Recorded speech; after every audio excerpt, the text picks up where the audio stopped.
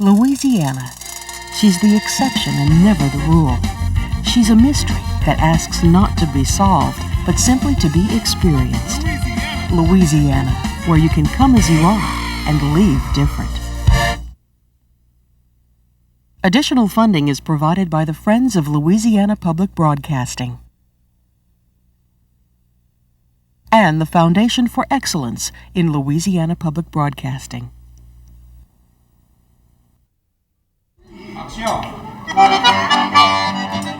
This is the story of the Cajun people of Louisiana.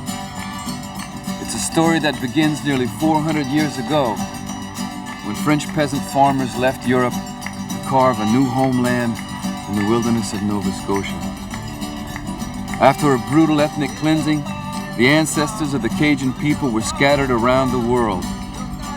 They were able to end their exile and reunite their families here in Louisiana.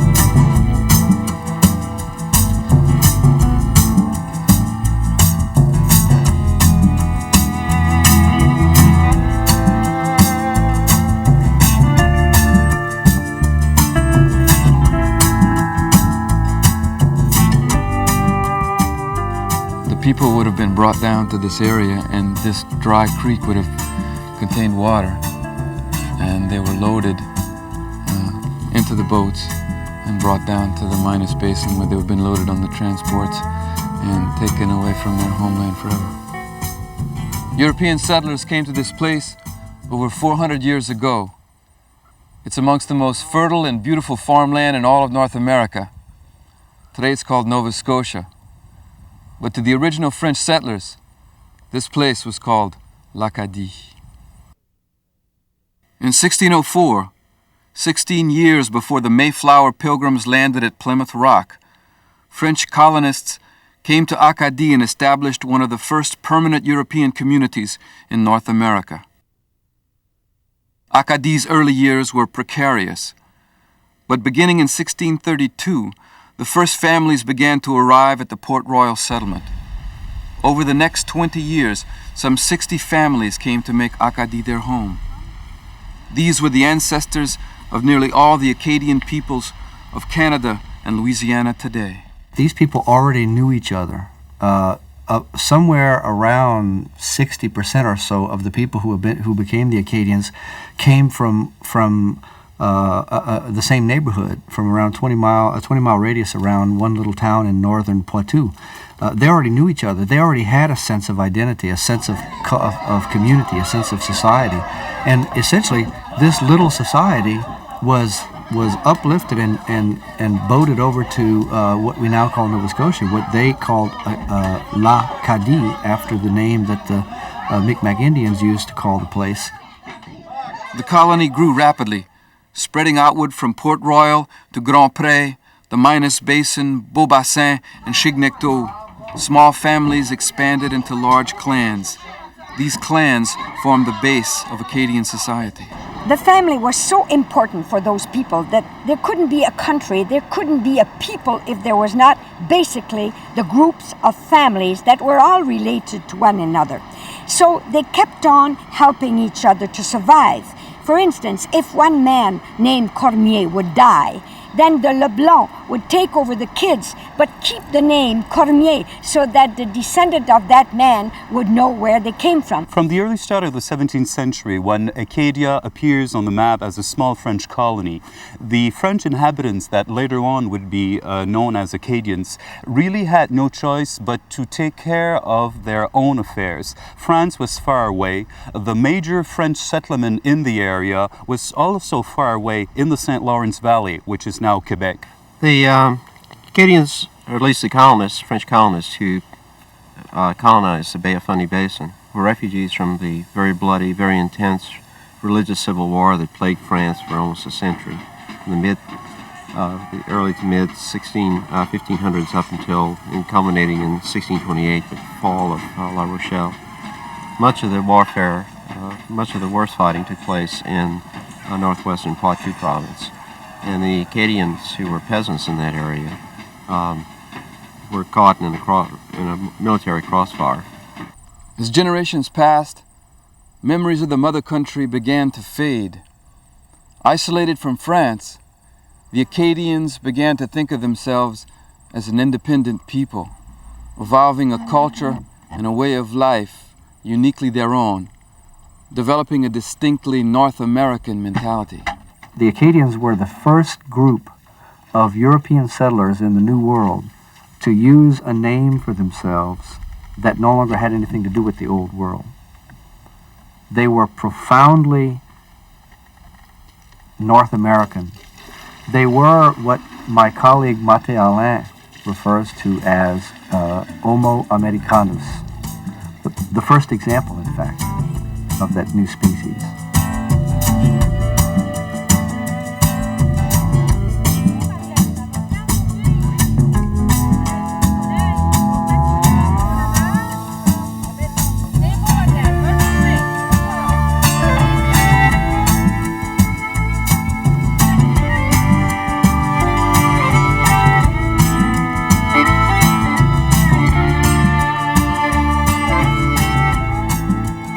Work was done as a community, whether it was building their homes, harvesting crops, even holding back the encroaching seas.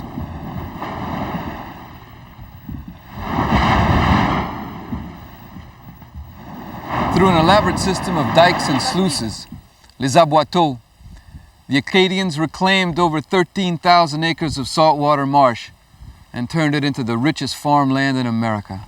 French Acadia was mostly in what is now Nova Scotia, around the Bay of Fundy. There is where you would have found the great majority of Acadian villages. And the great majority of the inhabitants of those villages were farmers.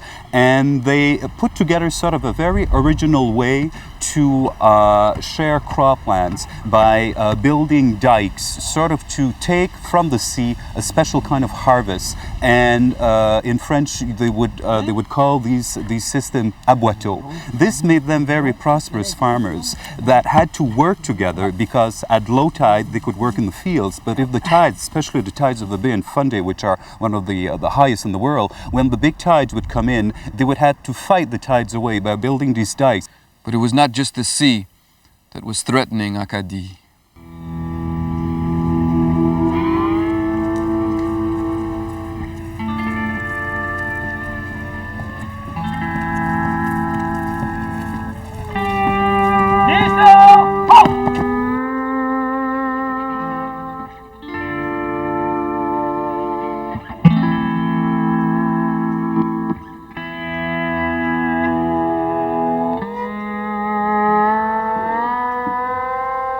The Acadians had built a prosperous, independent homeland. Fish and game were abundant, their orchards were bountiful, trade with their neighbors was lucrative. Epidemics like smallpox, typhoid, and cholera were unknown in Acadie. They lived as well or better than anyone else in North America. But what the Acadians had, others would soon try to take away. This is the Minas Basin. And how many families are in Chignecto? 200 families, sir. And how many families in Cobequid? Cobequid?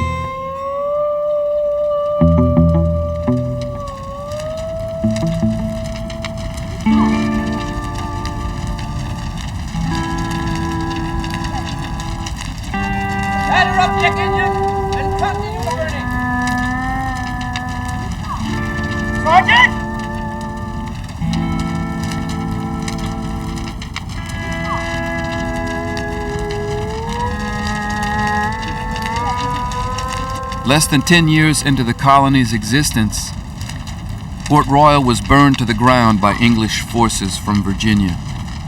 This was only the beginning.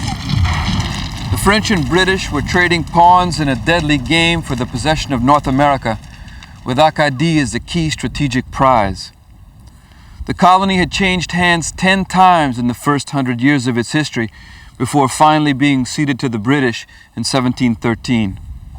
It was an uneasy peace, the French ready to retake Acadie, or Nova Scotia as the British called it.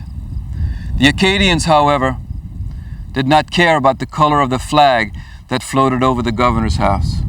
The Acadians had learned over the years that for a while they might belong to France, and for a while they might belong to England, and then they would return to France, and then they would return to England. They had learned by that experience to not place a whole lot of stock in who owned the colony at any given moment.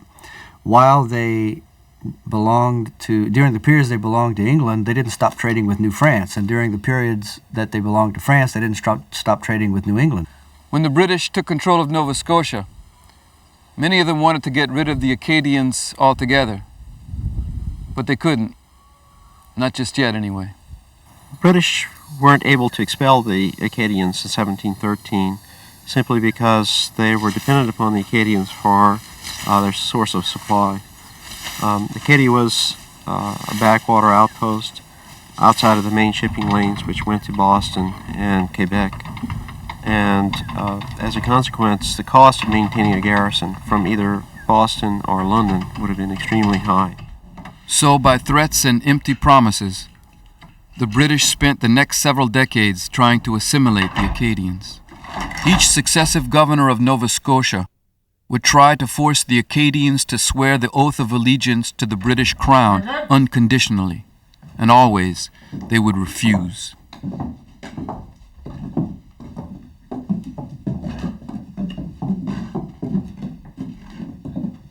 They learned to be very independent, fiercely independent, and to sort of disregard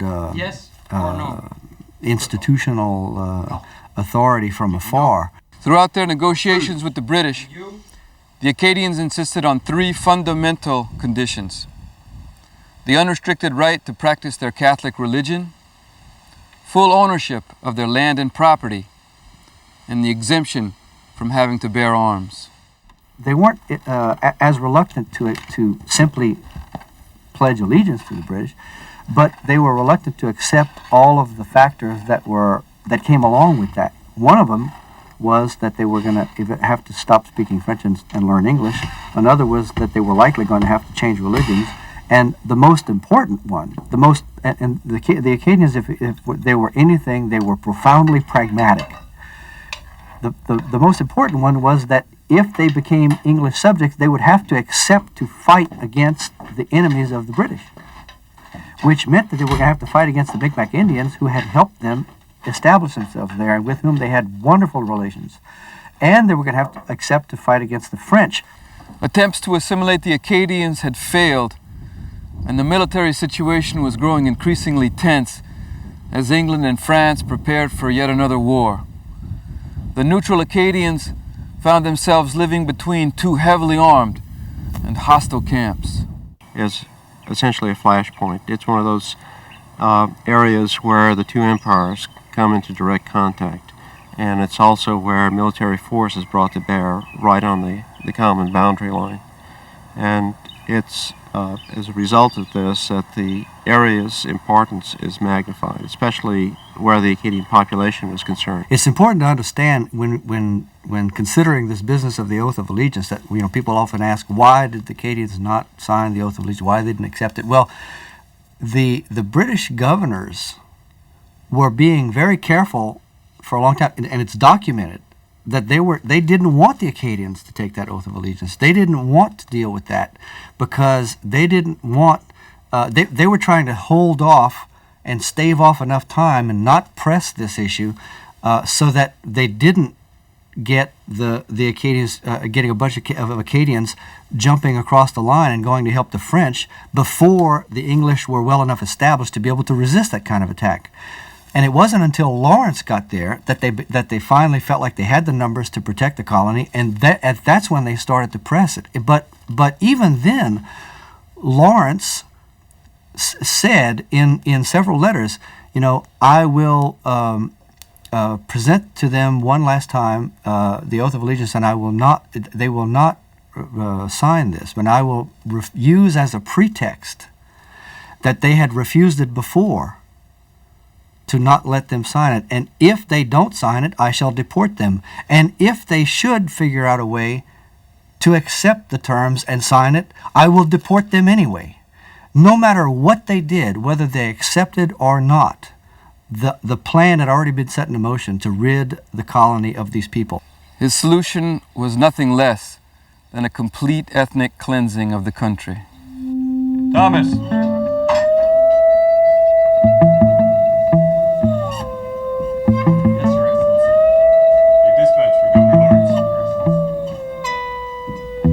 In a plan masterminded by Governor William Shirley of Massachusetts, infamous in his hatred for the French, Lawrence took command of 2,000 volunteer soldiers. They confiscated the Acadians' firearms and their boats, effectively neutralizing them as a military force. Still, the Acadians refused to sign the unconditional oath. On September 5th, 1755, the men of Grand Pre were ordered to report to their church for negotiations. It was a trap.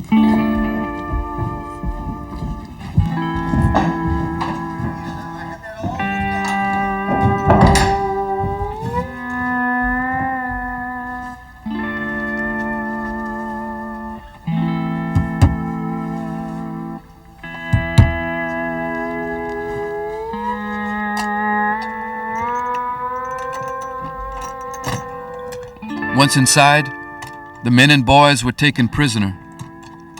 The soldiers announced that the Acadians would forfeit their lands to the British Crown and be deported. For days, their wives and children waited at home. Some would never see their families again.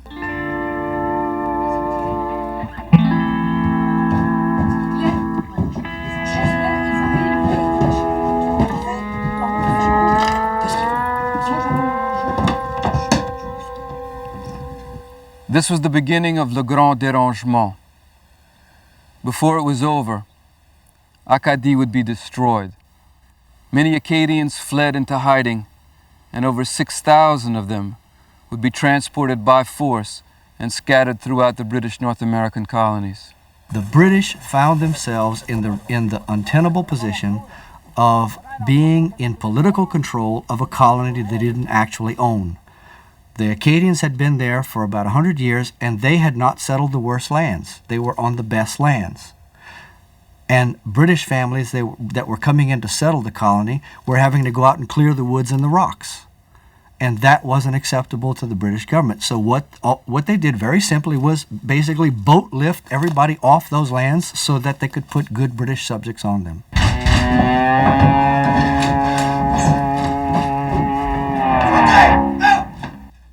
Things are now very heavy on my heart and hands. It hurts me to hear their weeping. I'm in hopes our affairs will soon put on another face, and I rid of the worst piece of service yet ever I was in. John Winslow.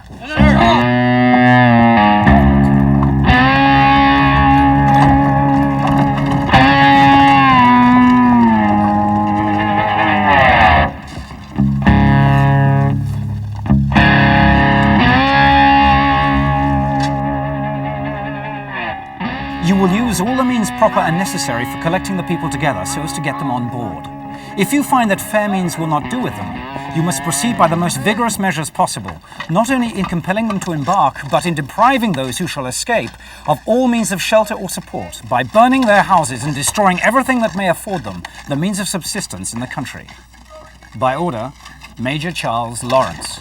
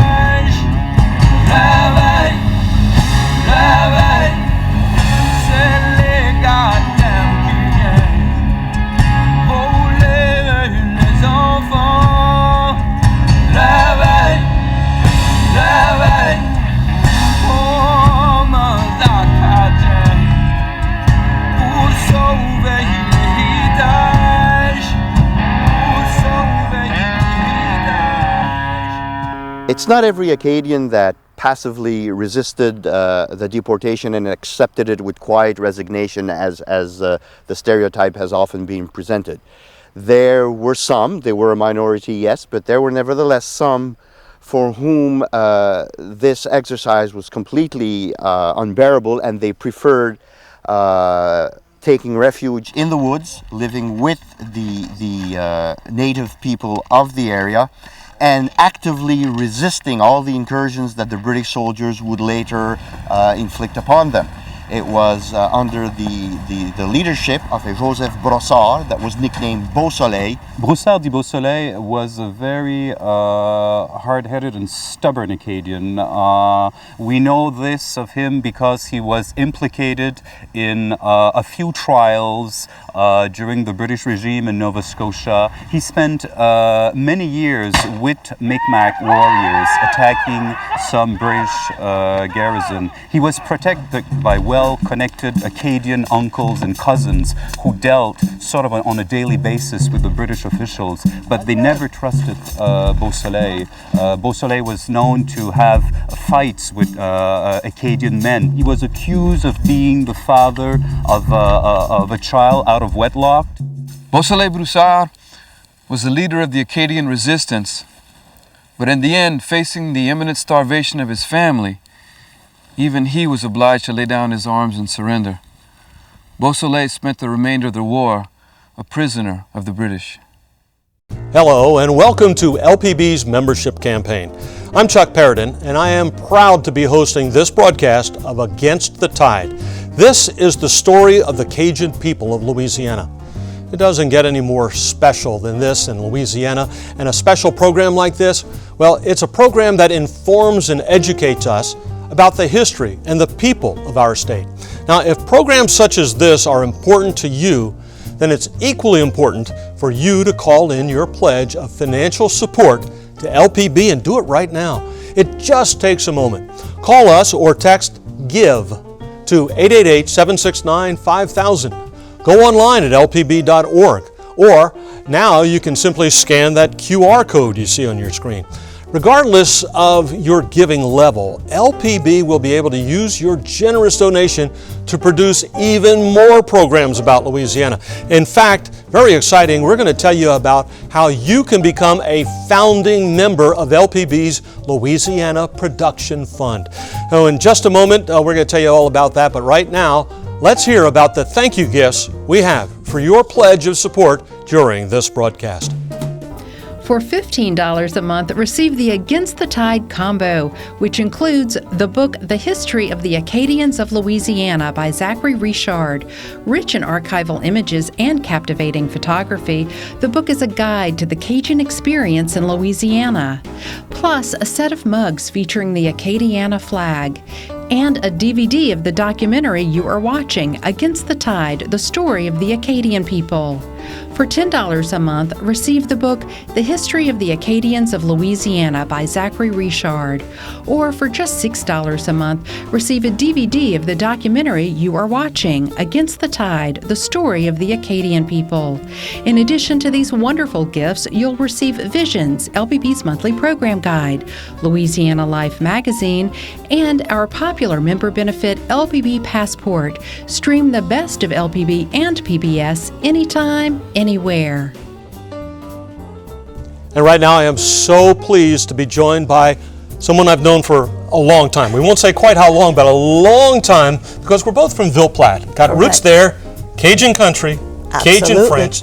And this is Amanda Lafleur, and she is a specialist in the Cajun French language and history. Amanda is a former French educator, a longtime LPB collaborator, and also a vice president of CODEFIL, the Council for the Development of French in Louisiana. Welcome. Good to have you here. Je suis content d'être là. Oh, merci bien. Tell us about some of the things that are going on here with you and LPB and the French language. How are we doing? Well, you know, the collaboration that I've been involved with goes way back.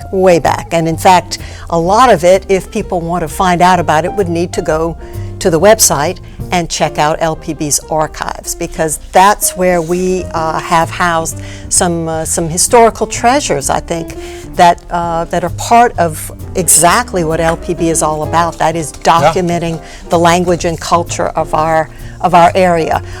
In particular, the plays of the Théâtre Cadien, notably La Table des Veuves, and let's see, there's Gros Bec, quite a few fun plays that were done by the Théâtre Cadien on tour throughout Louisiana, but then documented right here in LPB studios. And when you and I were growing up in Ville Platte, Evangeline Parish, South Louisiana, Cajun country, so many people still spoke only French. Correct. That's kind of a dying breed if they haven't already died out, but getting people to be bilingual and still speak French, Cajun French, to stay with their heritage there. How are we doing there? Is it dying? Is it coming back? Well, you know, Louisiana French is still around, and of course it's not being transmitted in the traditional ways that it used to be, which was the time when our grandparents did not speak English well enough, so we had to learn some French to be able to communicate with them.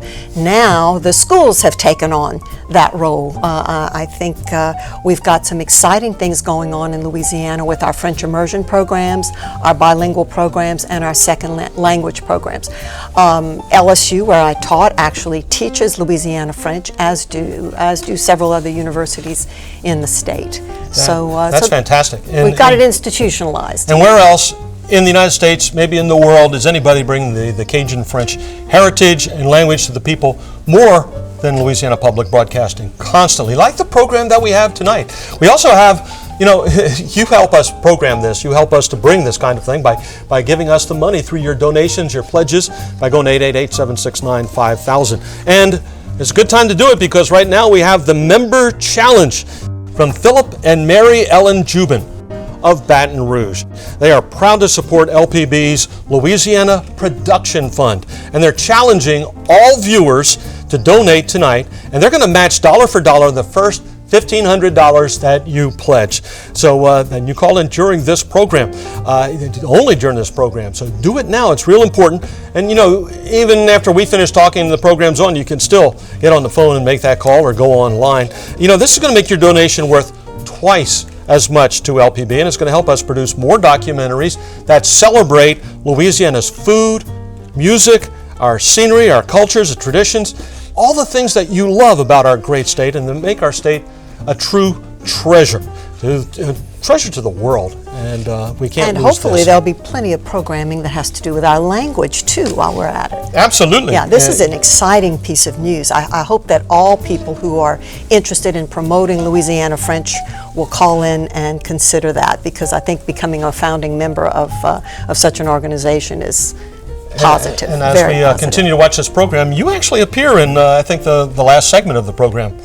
Of Against the Tide? Yeah. Yes, and my daughter has a cameo too. She was 3 years old at the time, but yeah, it was a lot of fun being part of that production. Okay, many ways to say thank you at LPB, to LPB, by making that pledge, and we want to say thank you to you, and here are some of the ways we can do it. For $15 a month, receive the Against the Tide combo, which includes the book The History of the Acadians of Louisiana by Zachary Richard. Rich in archival images and captivating photography, the book is a guide to the Cajun experience in Louisiana. Plus, a set of mugs featuring the Acadiana flag, and a DVD of the documentary you are watching, Against the Tide, the story of the Acadian people. For $10 a month, receive the book The History of the Acadians of Louisiana by Zachary Richard. Or for just $6 a month, receive a DVD of the documentary you are watching, Against the Tide, the story of the Acadian people. In addition to these wonderful gifts, you'll receive Visions, LPB's monthly program guide, Louisiana Life magazine, and our popular member benefit LPB Passport. Stream the best of LPB and PBS anytime, anywhere. Well, keeping the French language in Louisiana alive is a full-time job. Amanda, you spent a whole lifetime doing it. Tell us about some of the things you've done in collaboration with LPB and others to keep the French language alive, French history alive, French traditions alive. Well, one of my favorite memories, I suppose, is working with the French language program En Français. James Fontenot was the regular host, but I was fortunate enough to be able to pitch in and help him out or replace him when he had to go to court. And he was a lawyer, of course, so he wasn't going to court for any nefarious reasons. It was his profession. But a couple of collaborations that I really, really enjoyed were working on a whole series on Louisiana's French-speaking parishes. And so it was actually getting out in the field and interviewing people. We actually went to Evangeline Parish. I interviewed Mr. Jack Miller, for example. Oh, yeah. And he gave us the secrets of his barbecue sauce recipe, tout en français. Ah. That was a really special memory for me. Did you drop by the radio station, the only one in the parish, KVPI, where they still do French news? We did talk French to Jim music. Swallow. Jim Swallow, the man who hired me in the broadcasting. Wow, got you many years ago, started, in huh? 1960s. Yeah, they right. still do it today, and they still do on Saturdays. They broadcast live from Mamou on Main Street at Fred's Lounge. That's right. All the music, and people are dancing there 7 o'clock in the morning. It's really terrific. So much tradition in Louisiana. And I don't know anybody who's doing more right now, certainly in a broadcasting way on television, to bring you that tradition and to keep it alive than LPB, Louisiana Public Broadcasting. And now with the establishment of the new Founders Fund, which you're going to be a founding member of, it's going to be terrific. So there's more to come, but you make it happen by being a member of Friends of LPB, 888-769-5000. Now, back to that program.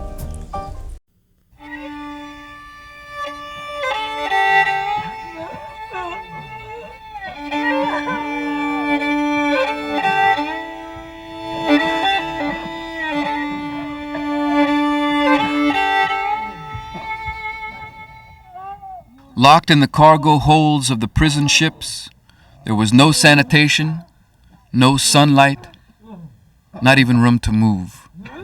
Many of the exiles would die of hunger and disease before they ever saw land.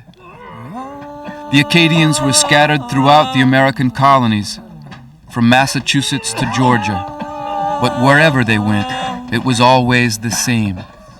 They were unwelcome aliens, hated for their French language, their Catholic faith, and their refusal to be absorbed by the Anglo-American culture. Quand les Acadiens ont été déportés, l'idée de Charles Lawrence, c'était de disperser ces gens-là en petites poches de société pour qu'il y ait plus un peuple qui s'appelle Acadien ou qui se considère Acadien, mais ils avaient mal compris la profondeur de ce sens d'identité qui avait commencé à cause du fait que c'était des gens qui se connaissaient déjà avant de partir, même de la France. Donc, quand ils ont essayé de les disperser pour briser la société, rendu là, en 1755, c'était impossible. Le sens d'identité était déjà trop fort. Nearly 1,000 exiles were sent to Maryland. Within a few years, their number had dwindled by as much as a third.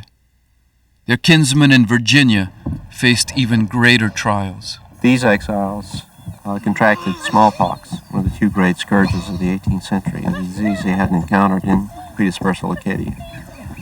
So as a consequence, when they arrived in Virginia, the colonial government refused to allow them to debark. They remained aboard the ship in quarantine, and the disease just decimated the ranks of the exiles. It was eventually decided by the government that they should be shipped elsewhere because they would never be given entry because of the epidemic. So the ships were ordered to sail for England, and during the passage, two of the ships sank. The survivors made their way to England, the British seaports, where they were placed in detention centers. Those who did survive were sent by the British to French seaports in 1763. During the exile, the dislocation and loss of life was so great that the Acadian population of both the Canadian Maritimes and Louisiana combined is but a small fraction of the 7 million demographers estimate it would be today had the Grand Dérangement, the deportation, never occurred. The Acadians had a remarkable communications network during the exile. At the height of the dispersal, there were Acadians living in France, there were Acadians in the Falkland Islands, Acadians in the northern coast of South America, in the West Indies, scattered along the eastern seaboard, in Quebec. The fact of the matter, though, was that the Acadians were able to communicate with one another. Each of these communities managed somehow to communicate with relatives elsewhere in the world. Acadians began arriving in Louisiana from the British colonies, especially Maryland and Pennsylvania. Nearly a generation later, the largest group, the Acadian exiles in France, immigrated as a community. The Spanish government in Louisiana provided each Acadian family with land, tools, seeds to plant, and a musket. The settlers began building farms and cattle ranches, and within a few years they had achieved a quality of life comparable to the one that they had left behind in Acadie. Beausoleil Broussard had led his people to this fertile grassland in the spring of 1765. That autumn, he was laid to rest. But he had lived to witness the founding of a new settlement, a new homeland, and the birth of a new Acadie.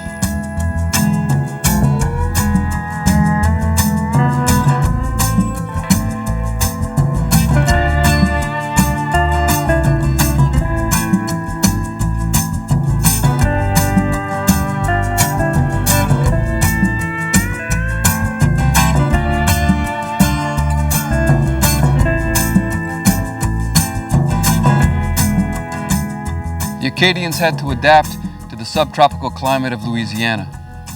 It changed the food they ate, the crops that they grew, the way they built their houses, and even the clothes they wore.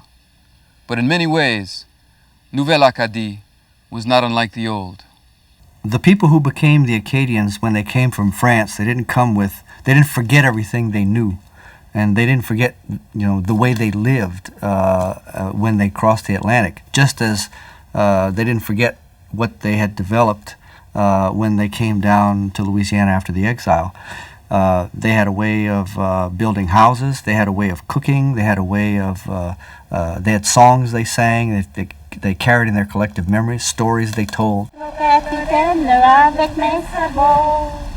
Ils m'ont appelé vilaine avec mes sabots d'ondaine. Oh, oh, oh. The women were so important that they were really the link between the ancestors and the future generation. They had to give to the people that were going to come out of that group. They were just a tiny group at the beginning. And now today we're a people. Where did we get all what we know, our memory? We got it from the transmission given by the women. They would teach the children also how to be French in an English colony, how to remain something that had been great one day. And they were coming here in America, transplanting an ancient culture to a new world. When Acadian women married non-Acadian men, they acculturated them into their own French-speaking community. The children of these outsiders became French-speaking Acadians. This was especially true after the Civil War. But rather than diluting Acadian identity, this served to enrich and to diversify it. And that's why today we have Cajuns with family names like Romero, Shake Snyder, Huffpower, Reed, and McGee. When the Acadians arrived, all of the exiles arrived with virtually nothing. But over the following century, you see the accumulation of wealth in the hands of certain families. And these families, by the time of the Civil War, are some of the most wealthy families in South Louisiana. The vast majority of Acadians, however, remained petits habitants, or essentially yeoman farmers, pursuing a way of life that had changed little from the time of their forefathers. So you see two polar extremes developing in the Acadian community, two distinct communities emerging by the time of the Civil War. Il y avait des Acadiens qui avaient monté l'échelle sociale, arrivés jusqu'à la guerre de sécession. Et il y avait des plantations et pour eux, la guerre voulait dire quelque chose. Mais la plupart des Cajuns, les petits habitants, ils n'avaient rien à voir. Il n'y avait pas d'esclaves et ils travaillaient leur petite terre eux-mêmes et s'ils n'étaient pas là, le travail n'était pas fait.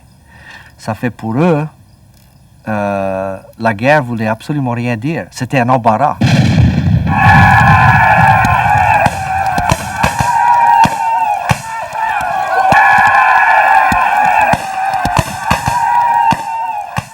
the Civil War was a major turning point for French Creole society. They saw in the Civil War the possibility that they might be able to preserve their specificity, their Frenchness, their French culture and language, which they had valiantly tried to preserve through several rewrites of the Constitution, several renegotiations of a place for themselves in what came to be called Louisiana. With the end of the Civil War and with the elimination of the possibility of seceding, they finally got the message, and they were not going to, they knew that they understood that they were not going to be able to escape becoming part of the United States of America and all that that implied.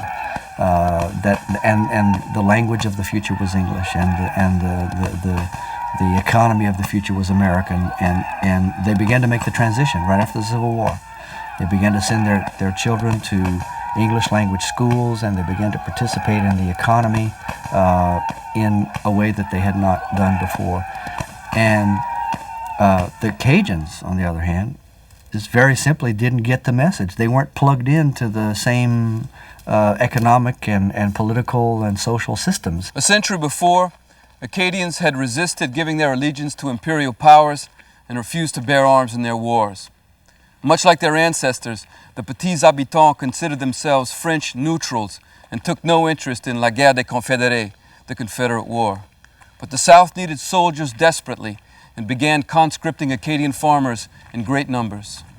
Quand ça arrivait pour les mettre dans l'armée, il fallait les conscrire. Il fallait les forcer de rentrer dans l'armée. Et même là, arriver dans l'armée, s'ils n'étaient pas assez loin pour les empêcher de rentrer à pied, ils partaient et puis rentraient chez eux. Et il y avait tout un système qu'ils avaient développé, surtout dans les mèches et dans les bois, pour les cacher.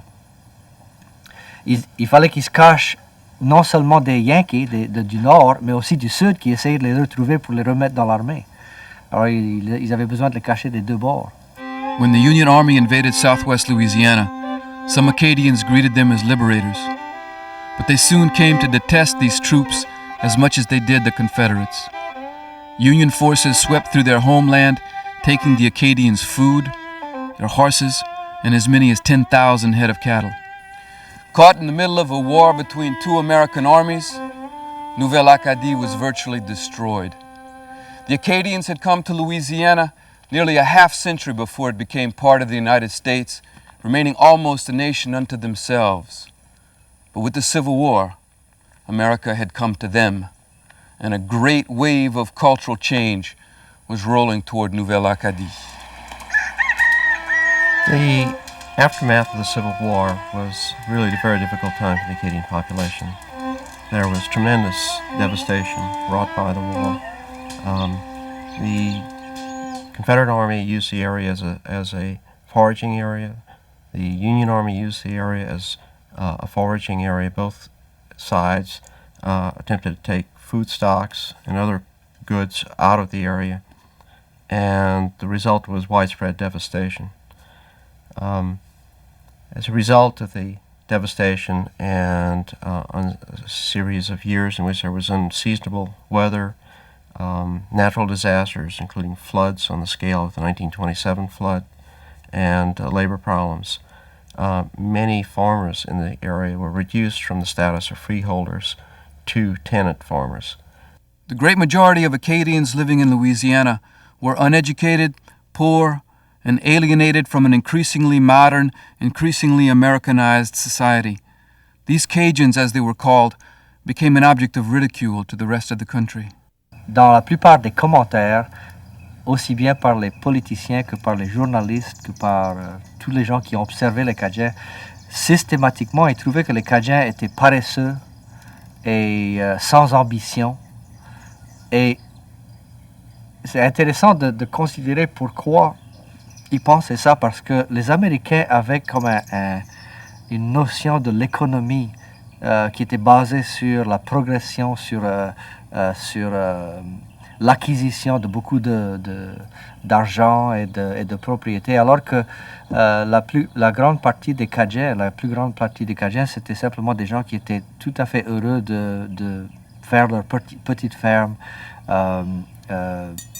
donner à manger à leur famille, juste avoir assez pour faire la vie.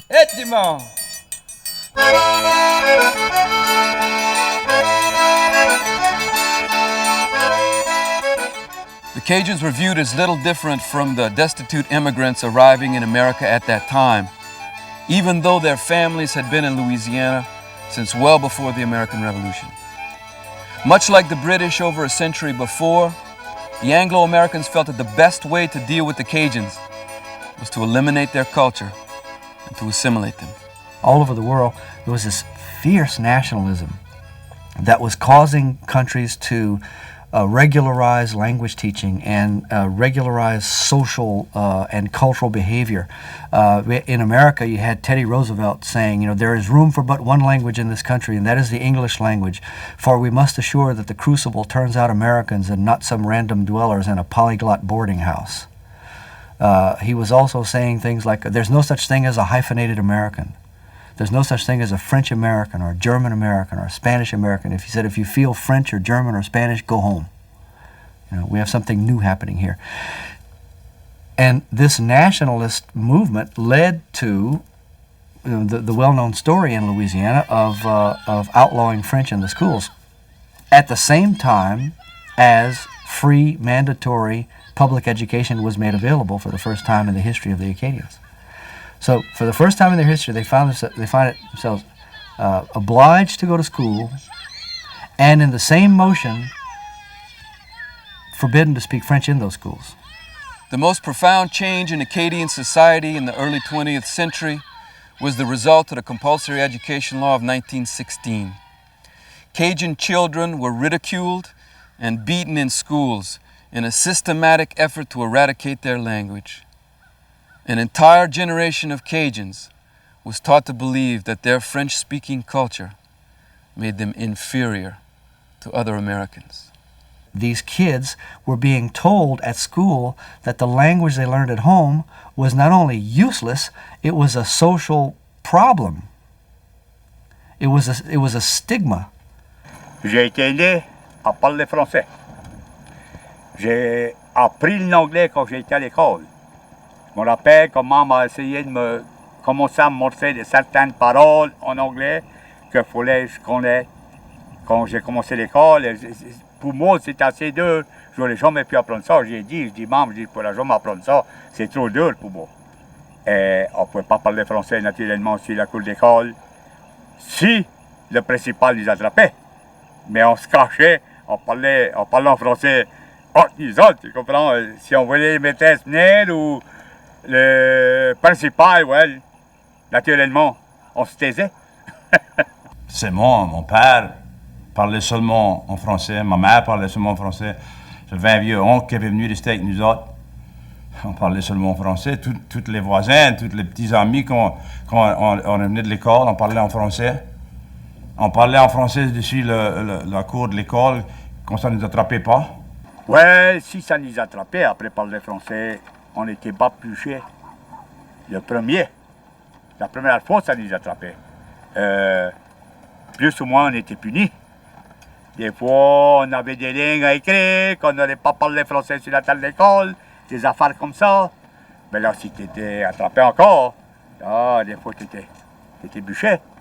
The Cajuns were not alone in the struggle to preserve their language and heritage. Their cultural counterparts, the Black Creoles of Louisiana, shared the same experience.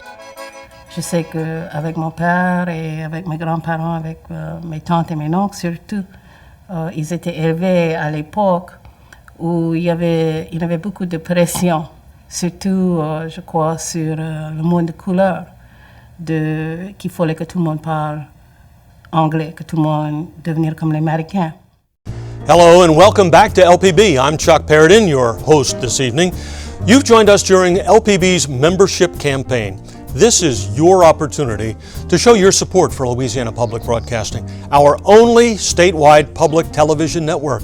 You can do this with a quick call to 888-769-5000 or text that number, GIVE. Text it to 888-769-5000 or by going online to lpb.org or by scanning that QR code you see on the screen. Do that with your smartphone. You know, your support now is your vote for more programs about Louisiana. Regardless of the amount of your pledge, what really is critical is that you take the time to make the call or click. You know, we're going to go to the conclusion of the program in just a few moments, but right now, take this opportunity to choose the thank you gifts you'd like to receive for your pledge of support to LPB. For $15 a month, receive the Against the Tide combo, which includes the book The History of the Acadians of Louisiana by Zachary Richard.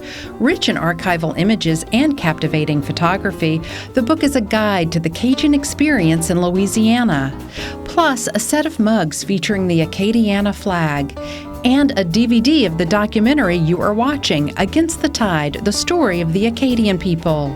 For $10 a month, receive the book The History of the Acadians of Louisiana by Zachary Richard.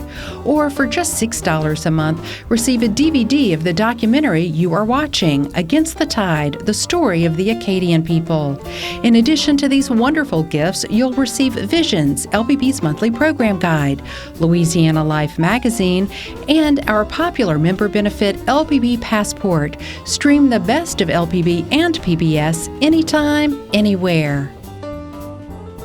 Well, welcome back, and welcome back Amanda LaFleur, a longtime friend of LPB, Vice President of the Council for the Development of French in Louisiana, a longtime LPB collaborator, and a French educator. Very important, the work that you have devoted your lifetime to in keeping Louisiana so much alive. You know, when I was a kid and you were a kid, I knew Zachary Richard as a Cajun musician, but he's turned into so much more with his musical productions, and I mean on-stage productions, and documentaries like the one that we're seeing right here.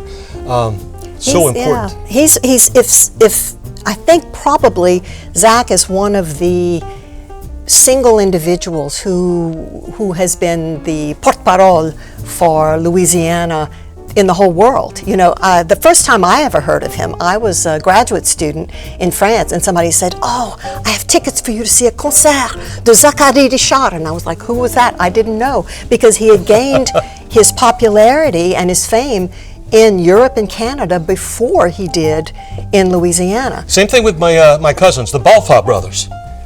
Megastars over in Europe. Over here, they're still playing at the corner bar and lounge on a weekend. Right, and the Balfas and Zach both had the heart and knew to come back home and make use of that notoriety and that fame to bring attention to the issues that were important about South Louisiana. And I think Against the Tide is just one of the crowning pieces of Zach's accomplishments. And one of the things we see in this documentary is Zach playing with young kids who are playing the fiddle and the accordion and just dynamite. Right. And that's so important to the future of keeping this culture alive. Because with the influence of television and so many English things that have come into that once cut off area of South Louisiana, it's kind of going away in general, but there's still hope, and there's still footholds that we have. That's it. We're gonna keep at it as long as we can. Okay, and keep forgetting to tell you that this is important that you call in 888-769-5000 to make a pledge to keep these kind of programs going, and there will be more from Louisiana Public Broadcasting because we got that new special fund. Go to lpb.org online to make your pledge, and also we have a member challenge from Philip and Mary Ellen Jubin of Baton Rouge. You want to tell us about that? Yeah, that's really exciting. This is a new foundation that they have created, and they are offering a match. Tonight, if you donate, they will match dollar for dollar the first $1,500 called in during the program. What's exciting about this specific foundation is that it is dedicated to programming about Louisiana, which would include, naturally, linguistic and cultural programming. So we think this is really, really exciting. So call, make your pledge, and you'll be a founding member of this foundation. I mean, it's just really, really exciting. We talked about the things that have been done at LPB. There's going to be more in the future if you call and make your pledges, because that's what the money goes to. Also, you could call us and say, hey, look, I got this old car that I'm trading in. I'd rather not trade it in. I'd rather support LPB. So I want to make this donation. Call the number and say, I got a car I want to donate, and we'll take care of it from there. 888-769-5000. 5,000. Write that down, because you can do that during this program, you can do it after the program, or in the weeks or months ahead, in between these kinds of programs, when we're not talking about these kinds of things.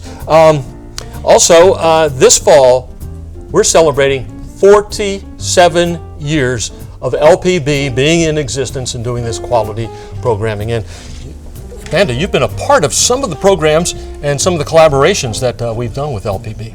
Yes, well, in the early days, I have done some work with LPB. I think one of the most exciting things that we did was in 1985, we did a documentary on the Acadians who actually were deported from Acadie and then ended up being repatriated in France and finally back into Louisiana in 1785.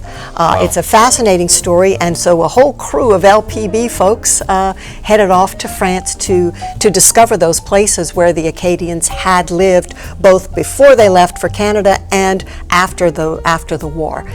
It's called Odyssée Acadienne, and it's still available in the archives. Have you been able to go to Nova Scotia?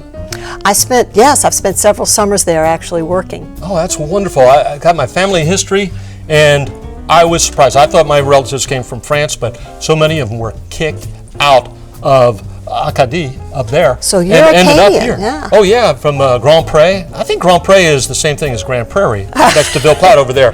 Well, I mean, it's interesting because the Ville Platte Evangeline area, ironically Evangeline Parish, is not particularly Acadian. Most of us are French from further back, from Mobile and from Canada, but evidently there are some Acadian names and Acadian folks that managed to work their way in. And as Zachary's pointed out in this this program, that there are so many French, the Irish, the Germans, the Spanish names that are all melded into Louisiana because being Cajun has become more of a lifestyle and not a bloodline.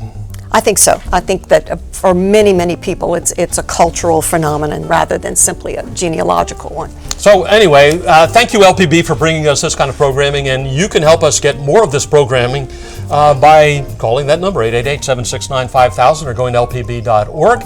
And we have some thank yous to you too. Let's have a look. For $15 a month, receive the Against the Tide combo, which includes the book The History of the Acadians of Louisiana by Zachary Richard. Rich in archival images and captivating photography, the book is a guide to the Cajun experience in Louisiana. Plus, a set of mugs featuring the Acadiana flag, and a DVD of the documentary you are watching, Against the Tide, the story of the Acadian people. For $10 a month, receive the book The History of the Acadians of Louisiana by Zachary Richard. Or for just $6 a month, receive a DVD of the documentary you are watching, Against the Tide, the story of the Acadian people. In addition to these wonderful gifts, you'll receive Visions, LPB's monthly program guide, Louisiana Life magazine, and our popular member benefit LPB Passport. Stream the best of LPB and PBS anytime, anywhere. Je regrette, mes amis, but apparently I've been saying something a little bit wrong, and this is brand new. It's the LPB's Louisiana Production Fund that you can become a founding member of by calling and making that pledge during this break. And we want to thank Philip and Mary Ellen Jubin for getting that fund started, yes, too. the Louisiana Production Fund. And we've got some other thank you gifts we can tell them about. Well, we've been talking about Zachary Richard, and he seems to be at the center of most of these exciting gifts that are being offered during this pledge time. $180 a month, you'll get the DVD of the program you're watching, the History of the Acadians of Louisiana book, and woohoo! Isn't that cool?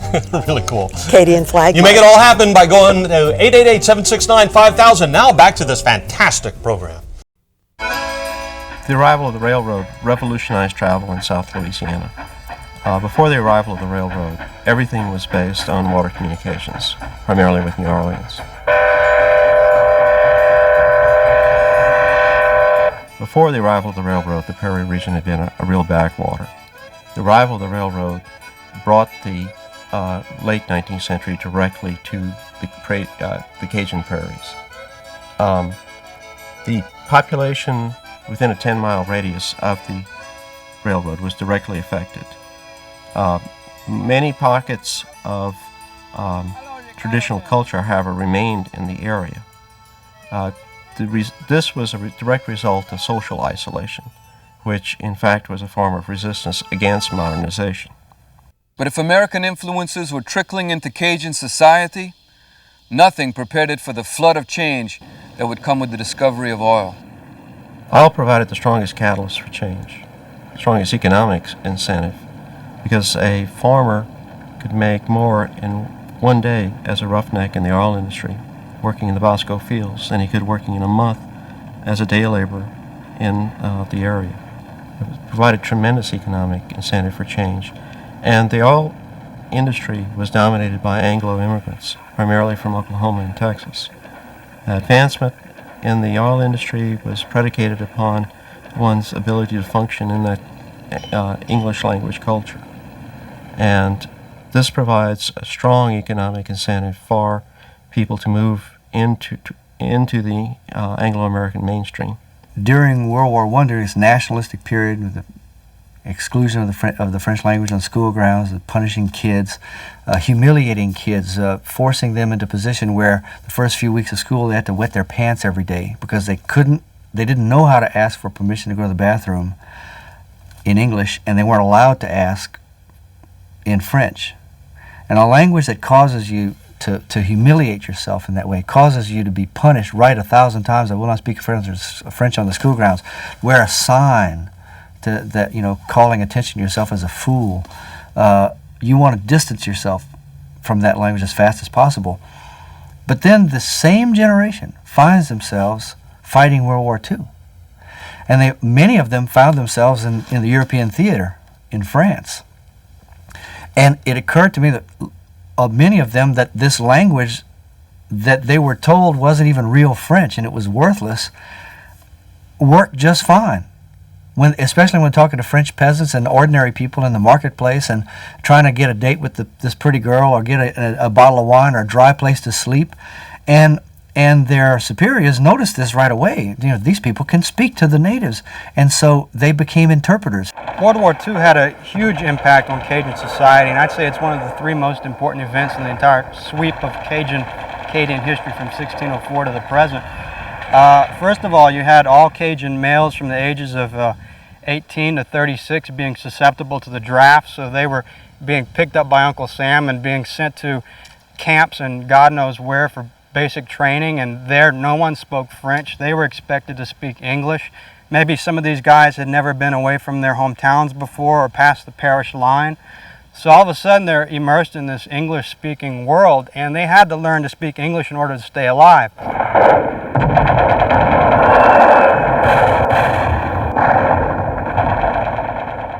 These GIs who came back home after World War II, they were the ones who were populating the bars and the dance halls, trying to dance and drink and forget their troubles.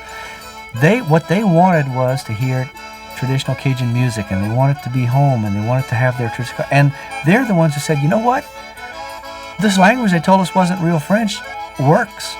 And they began to reconsider the whole thing. In fact, if there was a nationalistic movement associated with World War I, there was a sort of a regional movement associated with the end of World War II. This is when the Newport Folk Festival was developed. There was a celebration, a search for diversity in America. We became, as a country, afraid of all looking alike and sounding alike and being alike. And so we began to explore our own diversity. In that exploration, in the 50s and 60s, the Cajuns played a major part. The Cajuns were invited to the 1964 Newport Folk Festival. Dewey Balfa and Gladys Thibodeau and Vinus Lejeune went up there. And the feeling here was that they were going up there to get laughed at. But when they got up there, they were considered instead heroes of cultural preservation as early as the late 40s, in fact. Even before the Newport Folk Festival, you had people like Ira Lejeune, Lawrence Walker, Aldous Roger, Austin Peete, Dewey Balfa, people like that leading a reconsideration of what was valuable in the culture and by association in the language. While the musicians waged a war of resistance on stage, others were taking up the fight on other fronts. Politician and activist Jimmy DiMaggio founded the Council for the Development of French in Louisiana, CODEFIL, with a radical new mission now written into state law. The Council for the Development of French in Louisiana had a very, in the early going, had a very elitist approach to things. It was saving French from the top down with schools and with, social clubs and that kind of thing. Whereas there was a grassroots surge that was looking to happen. And it happened under the leadership of musicians. It was in 1974 that we put together the first Cajun Music Festival. It was the first expression of grassroots support, this surge of cultural, social power that came up from the bottom and said, we are concerned about this. We're interested in this. This is important to us. And it was celebrated with music. And it continued to be celebrated with music through things like festivals and Dewey Balfoss Folk Artists in the Schools program. And eventually, CODEFIL married the two. Jimmy DiMaggio, the president of CODEFIL, was very perceptive. He noticed that language doesn't exist in a vacuum. You can't just preserve French. You have to preserve something to do in French. French has to make you laugh and dance and cry, and it has to be part of your life. So this cultural movement emerged alongside this linguistic educational movement. French immersion in Louisiana is based on the Canadian model. The Canadians have been doing French immersion since the 60s, when Anglophone Canadians realized that their children would be at a disadvantage. They couldn't get federal jobs if they weren't bilingual the way most French-speaking Canadians were. And so it's a matter of economics there. In Louisiana, the movement was spurred by parents of that lost generation, parents whose parents did not speak French to them. While it's not true that Cajun French is so different from what we call French that it's another language, it also is true that it has its own particularities and its own vocabulary, word choice, syntax style. And it's important, I think, to, as we work to preserve French in Louisiana, that we remember that what we're trying to preserve here is the way people here speak, and the way, because it's this language that produced Cajun music and the stories and the way people think about things. We can't just import university French from France or Belgium or Quebec or anywhere else. I think we have to be very careful to incorporate the way people speak here, and we have to respect that. Comment s'appelle celui qui joue l'accordéon là? Philippe. Philippe? Ouais, c'est pas David. Ouais. Il est pas à l'entour, tu crois? Oh, peut-être. Peut-être. On va aller voir. Je pense qu'il est il est dans le bateau. Ah, il est dans le bateau. Ok, ouais. On va aller dans le bateau tout à l'heure, nous autres même. On va faire la chanson peut-être encore une fois. Belle Louisiane, c'est bon pour vous? Vas-y. Belle Louisiane, je suis encore bon.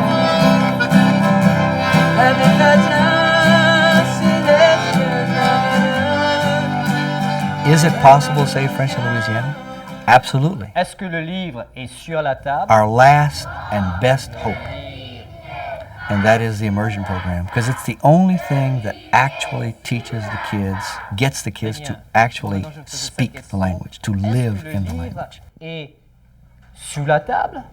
Non, le livre est pas sous la table. Le livre est sur la table. Très bien. Yes, it is possible. Damn right it's possible.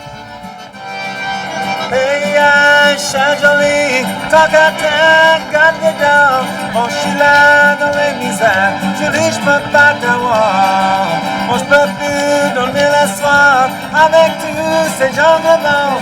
Ton chagrin que j'ai pour toi, quand elle n'oublie pas ça.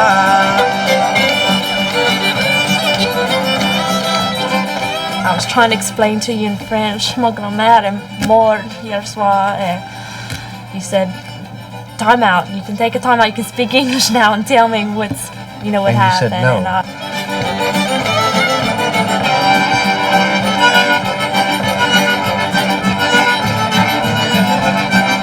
The whole reason why I went to St. Anne's was because I wanted to be able to speak French with my grandmother.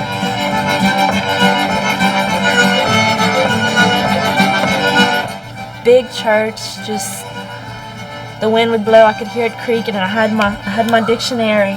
I mean, I could pray in English, but I had my dictionary trying to pray in French. And I remember thinking, you can pray in English, it's okay, but I didn't. Because I thought, if any opportunity to speak French with my grandmother, it's now. Yeah, because now you knew she could hear you. me. That was a remarkable thing to do, and it represented to me I remember thinking at the time it was really an astonishing decision that you made, because your mother offered you to come home. I said, And you said you didn't want to go home. no, there was no way I could. Because I knew that my grandmother wanted me to do this, and I thought if I come home, I wouldn't be finished, you know?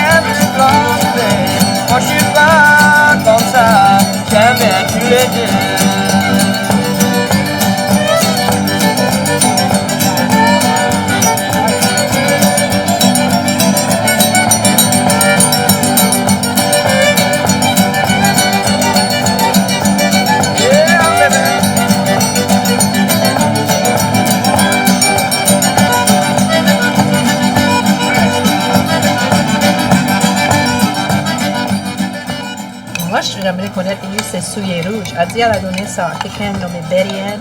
Et elle m'a dit que Betty Marie, elle était petite comme ça. Et moi, je crois pas qu'elle est petite. After nearly 250 years in Louisiana, Cajun culture is not only surviving, but undergoing a renaissance.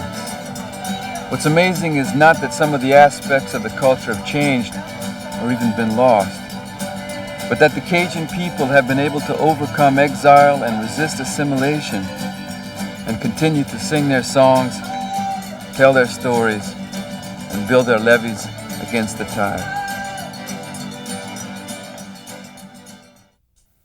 Man, what a great program. Hello, I'm Chuck Perrodin, and you have just seen Against the Tide, the story of the Cajun people. What an achievement for the program's producer, award-winning singer, songwriter, and storyteller, Zachary Richard. Louisiana's people make our state the unique and wonderful place we love. This break is your final opportunity during this program to pledge your financial support for the Louisiana programming you want to see more of here on LPB.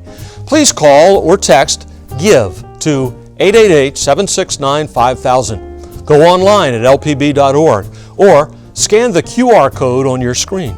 Pledge now to become a founding member of LPB's Louisiana Production Fund. Tell you more about that. It's going to help LPB produce more insightful historical programs like Against the Tide. You know, we have thank you gifts that have been chosen especially for this program, and let's take another look at those right now. For $15 a month, receive the Against the Tide combo, which includes the book The History of the Acadians of Louisiana by Zachary Richard. Rich in archival images and captivating photography, the book is a guide to the Cajun experience in Louisiana. Plus, a set of mugs featuring the Acadiana flag, and a DVD of the documentary you are watching, Against the Tide, the story of the Acadian people. For $10 a month, receive the book The History of the Acadians of Louisiana by Zachary Richard.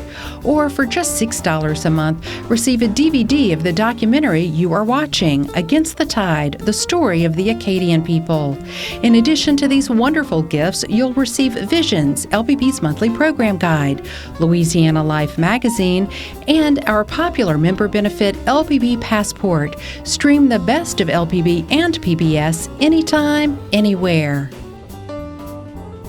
And à notre temps, Amanda Lafleur, a French educator, has helped keeping French culture and language alive in Louisiana, a vice president of Codafil, longtime educator.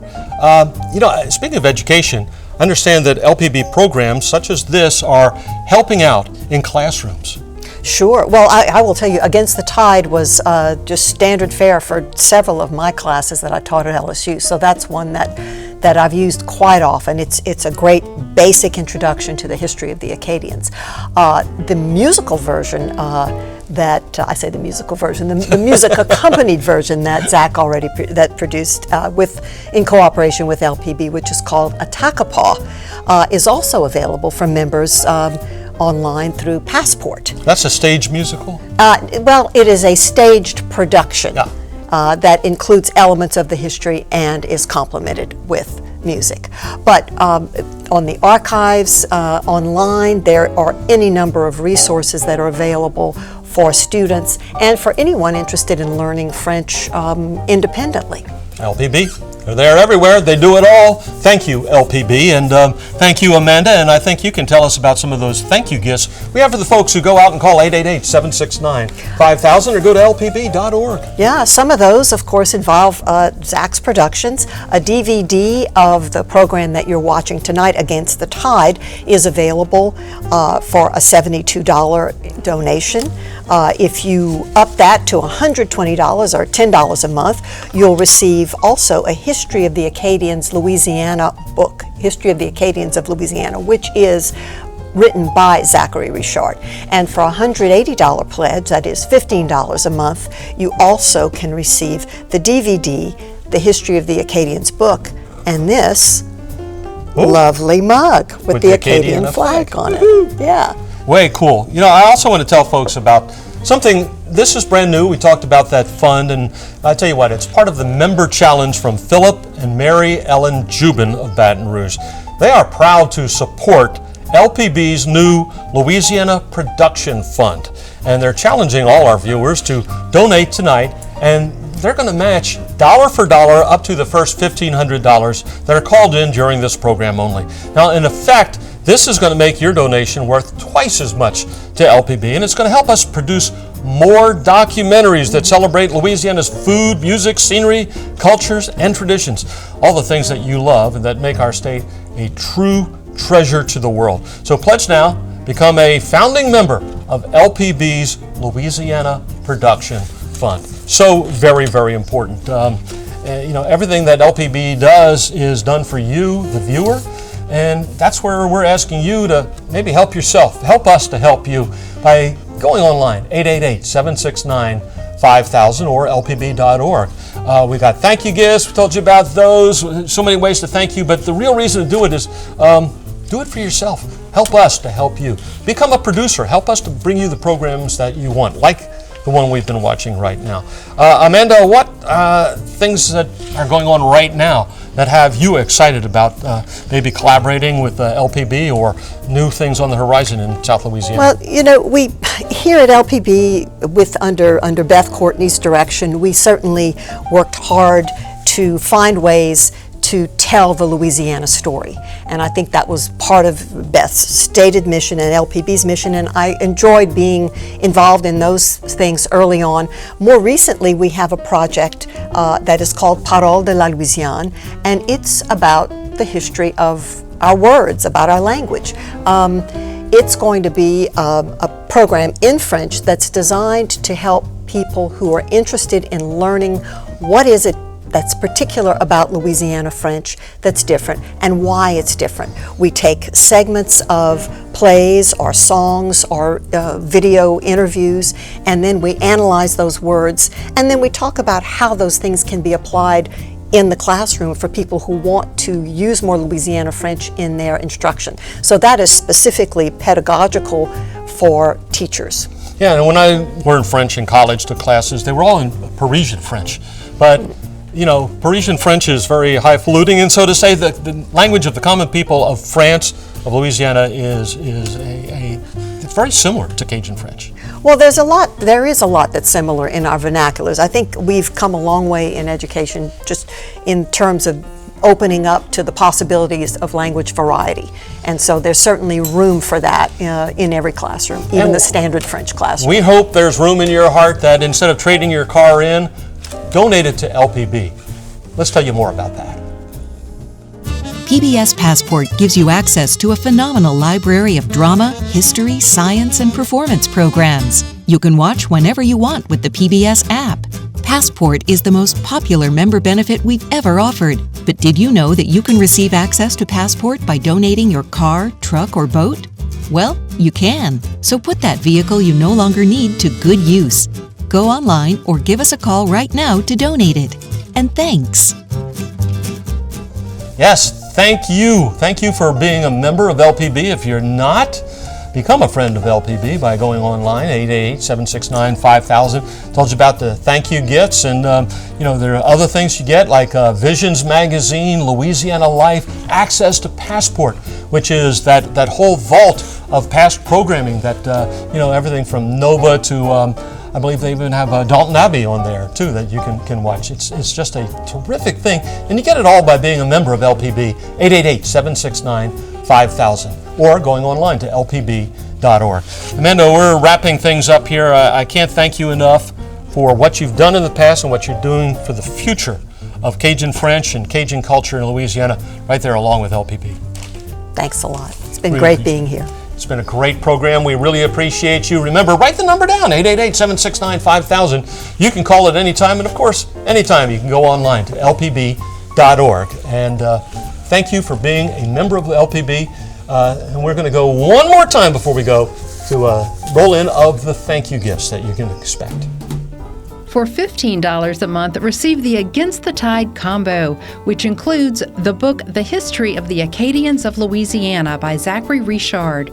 Rich in archival images and captivating photography, the book is a guide to the Cajun experience in Louisiana. Plus, a set of mugs featuring the Acadiana flag, and a DVD of the documentary you are watching, Against the Tide, the story of the Acadian people. For $10 a month, receive the book The History of the Acadians of Louisiana by Zachary Richard. Or for just $6 a month, receive a DVD of the documentary you are watching, Against the Tide, the story of the Acadian people. In addition to these wonderful gifts, you'll receive Visions, LPB's monthly program guide, Louisiana Life magazine, and our popular member benefit LPB Passport. Stream the best of LPB and PBS anytime, anywhere.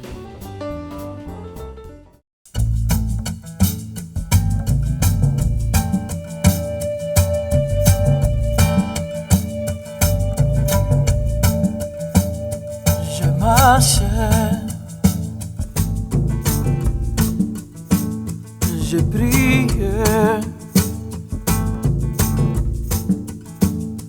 j'ai ramé, j'ai crié contre vent, contre marée.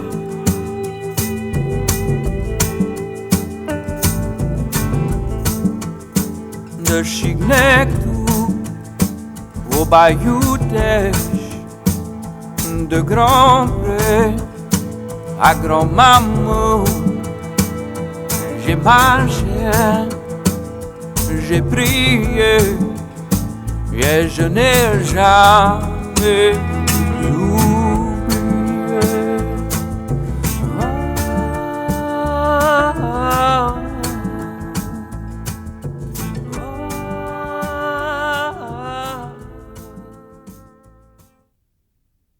Louisiana. She's the exception and never the rule. She's a mystery that asks not to be solved, but simply to be experienced. Louisiana. where you can come as you are and leave different. Additional funding is provided by the Friends of Louisiana Public Broadcasting and the Foundation for Excellence in Louisiana Public Broadcasting.